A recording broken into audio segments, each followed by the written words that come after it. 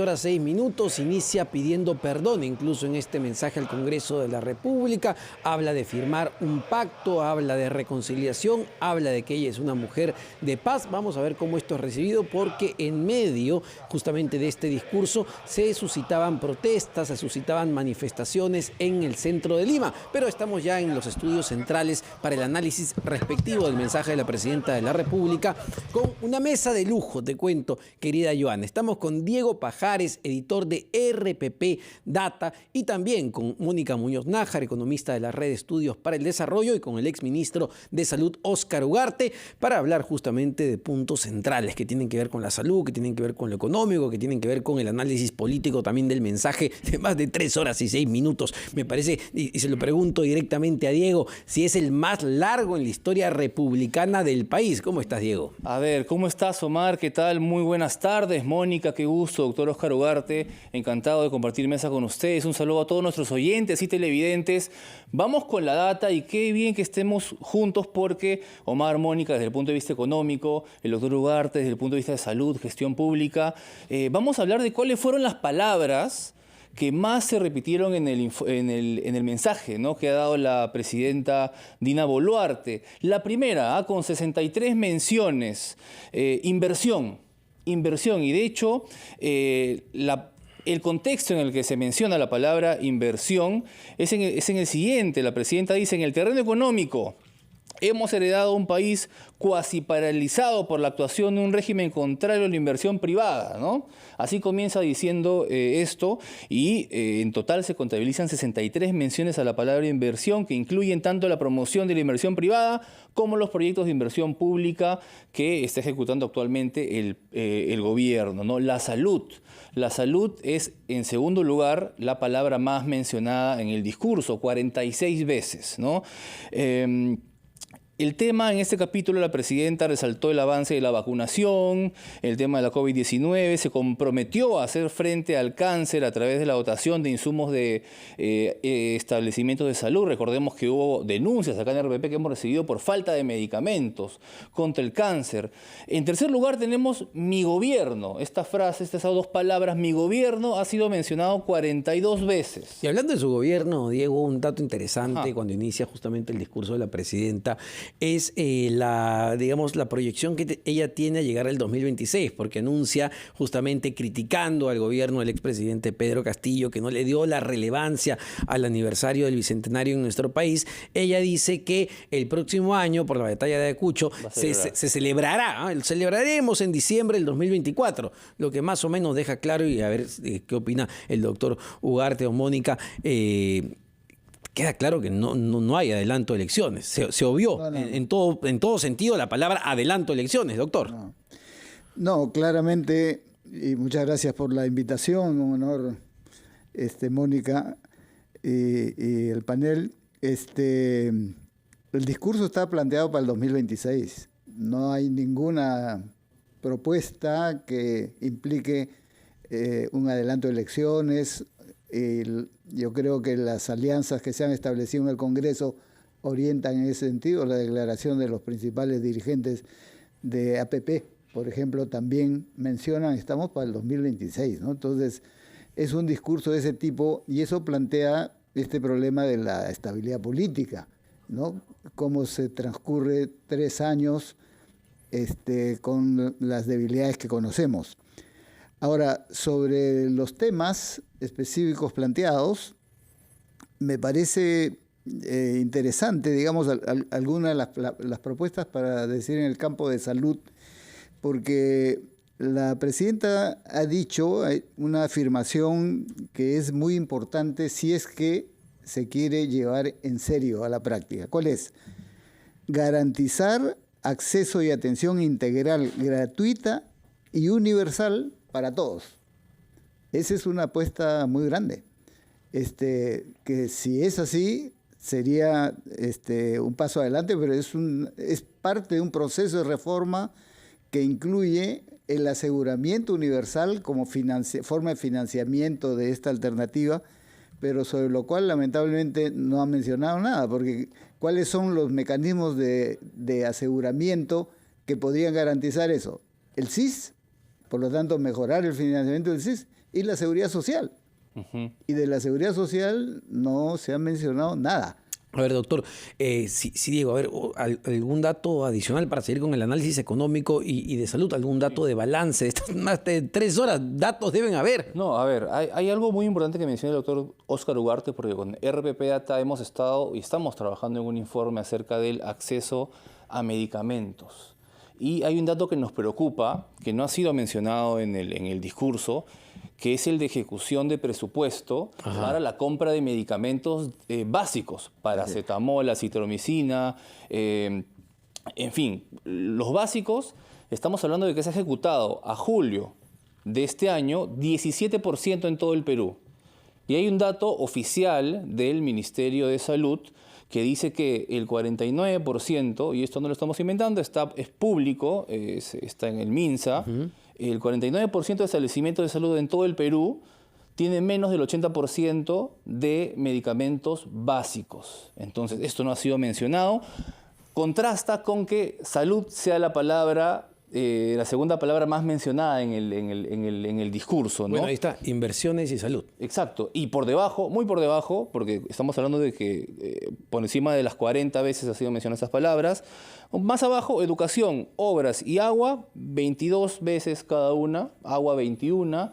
Y en el fondo de la tabla, lamentablemente también hay que decirlo, la palabra mujer, ¿no? Ha sido mencionada solamente 9 veces y 2 veces se habló sobre la prevención contra la violencia de la mujer, solo 2 veces. Un problema que tenemos en este país lamentablemente hace décadas y que solo se va agravando, pero lamentablemente no ha sido parte del eje central del discurso de la presidenta Dina Boluarte. Mónica, a ver, en materia económica, la presidenta de la República ha mostrado una larga lista de lavandería con una serie de proyectos y justo conversábamos con Diego antes de entrar acá a esta mesa de análisis, que una de las palabras también más empleadas por la presidenta ha sido no solo inversiones, sino millones, millones, millones.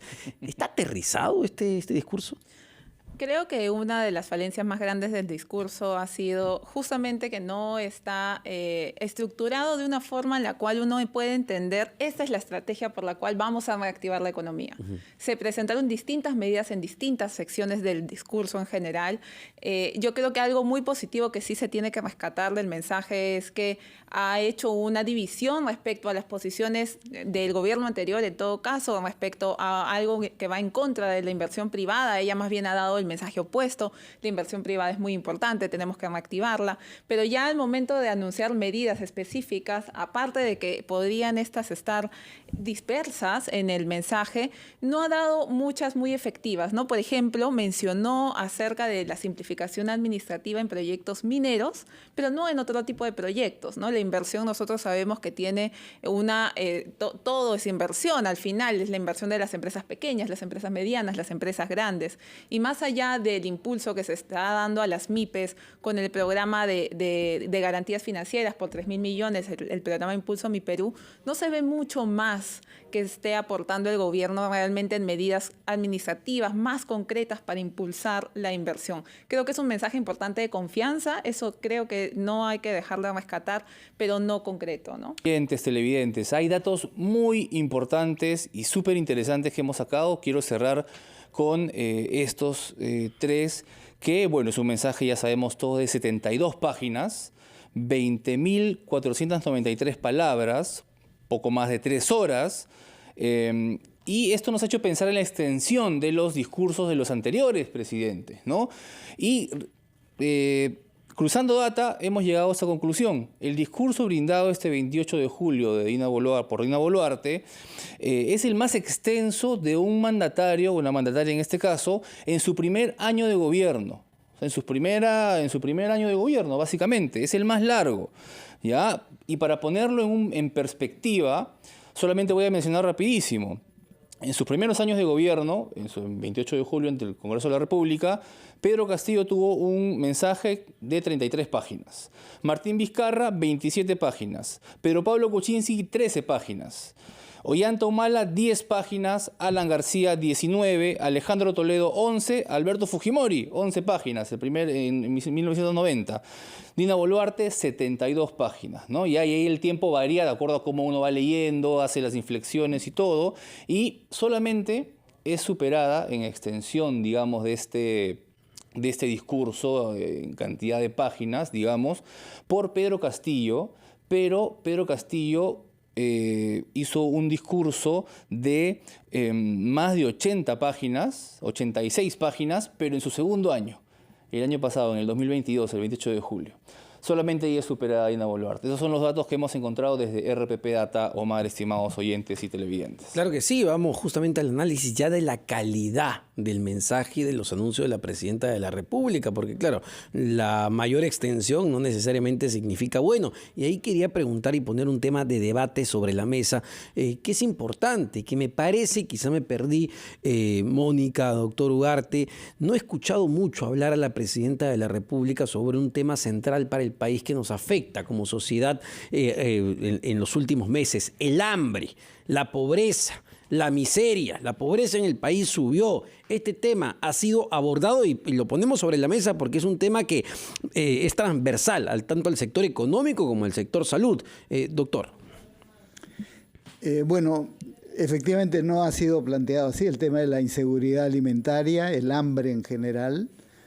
Que tiene repercusiones en salud claramente, la desnutrición crónica que venía bajando en años anteriores se ha estacionado en los últimos años y por lo tanto es un reto. Y la anemia, que hasta el año pasado había descendido a 38.5% en los niños menores de 3 años, ese es con la data del 2021, en la data del 2022 ha subido a 42. O sea, se ha revertido la tendencia en el caso de anemia. Y en general, la alimentación, tanto infantil como grupos vulnerables, estamos hablando de enfermedades, mujeres embarazadas, etcétera, es un tema crítico. Hay numerosas organizaciones, empezando por la Iglesia, o las iglesias en general, que lo que plantean es un plan por la infancia, es decir, claramente un plan por la infancia, que englobe alimentación, salud, educación, etcétera, que obviamente no ha estado presente, ¿no? Y creo que eso tiene consecuencias porque sí ha mencionado, por ejemplo, y eso está bien, el tema de la vacunación infantil. Doctor Salud. Y Mónica, habíamos puesto un tema sobre el debate, sobre una gran ausencia en este discurso de 3 horas. No se habló de la pobreza, no se habló del hambre. Sí, de hecho, uno de los factores que más está afectando el bienestar de la población peruana en estos últimos años es el tema del hambre. La inseguridad alimentaria ya venía creciendo, de hecho, desde antes de la pandemia. Con la pandemia empeoró. Ahora estamos en ratios de casi la mitad de la población, 16 millones de peruanos son los últimos datos, tienen seguridad alimentaria moderada. Y un porcentaje importante también tiene inseguridad alimentaria severa, que quiere decir que las personas no les alcanza el dinero y tienen que dejar de comer un día, ¿no? Entonces, esto es algo bien grave que efectivamente no se ha mencionado en el discurso. ¿Qué cosa es lo que se va a hacer para atender esta problemática? Y vinculado a eso hay un tema que se ha discutido bastante entre los círculos académicos, economistas, que ven esos temas sociales, que es el tema de la pobreza urbana. La pobreza urbana ha aumentado respecto a los años anteriores y no existe una estrategia de gobierno para atender la pobreza urbana. Tenemos programas sociales, que la presidenta sí lo señaló, pero los programas sociales son para población rural y en las zonas urbanas, especialmente en Lima metropolitana, cerca de las grandes ciudades, hay mucho aumento de pobreza, mucha inseguridad alimentaria y ni una medida lamentablemente se ha mencionado del tema. Ahora, doctor, sobre el tema de la construcción de hospitales, que es otro punto central que la presidenta puso a debate, habló de una serie de hospitales en diferentes regiones y habló de fortalecer el primer nivel de atención, que siempre se promete, esto incluso en campaña política. ¿Cuánto de viable hay en las palabras de la presidenta Boluarte? Antes de responder eso, una acotación al tema del hambre, porque el Perú tiene recursos tremendos para combatir el hambre. La producción agropecuaria con un adecuado estímulo aporta desde las zonas rurales, obviamente, cantidad de recursos para resolver este problema que es muy serio, como bien ha dicho Mónica. Pero tenemos la pesca. Se han mencionado algunas cosas que se han logrado, que efectivamente se han hecho en el último tiempo, pero la potencialidad que tiene la pesca, y entiendo que en el Ministerio de Producción tienen propuestas para poder impulsar lo que sin duda son los recursos propios que tiene el país para combatir el tema del hambre, ¿no? Nomás lo menciono. En lo que se refiere a los hospitales, este es un tema central porque es una de las brechas, ¿no? Un poco para entender, en salud pública se identifican por lo menos 3 grandes brechas para garantizar una buena y adecuada atención. 1, el tema de recursos humanos, sobre lo cual no se ha hablado mucho. 2, el tema de infraestructura, a lo cual se ha referido la presidenta.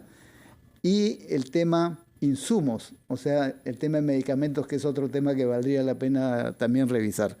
En lo que se refiere a inversiones en infraestructura, se ha mencionado un conjunto de hospitales, pero la mayoría de los hospitales mencionados son hospitales que ya están en proceso de construcción o que, como ella bien señaló, estaban trabados. Entonces, efectivamente es fundamental destrabar, porque eso va a permitir un mejor acceso. Pero hay algunos temas, por ejemplo, el tema del Hospital de San Juan de Lurigancho, que es una gran demanda. Si bien lo mencionó la presidenta, cuando uno lee el discurso, el discurso no está. No estaba y lo ha metido entró al final. A última hora. Esperemos que esto se pueda desarrollar. Se ha mencionado una cosa que no queda clara, que es lo del Fondo Soberano, como un mecanismo de financiamiento para salud. Eso sería bueno que se explique en qué consiste, porque sí se requieren recursos y se requiere una inversión muy fuerte, sobre todo en el primer nivel. Perfecto. Muchísimas gracias para ambos, para el doctor Óscar Ugarte, exministro de Salud, y para Mónica Muñoz Nájar, economista de la Red de Estudios para el Desarrollo. Son las 3.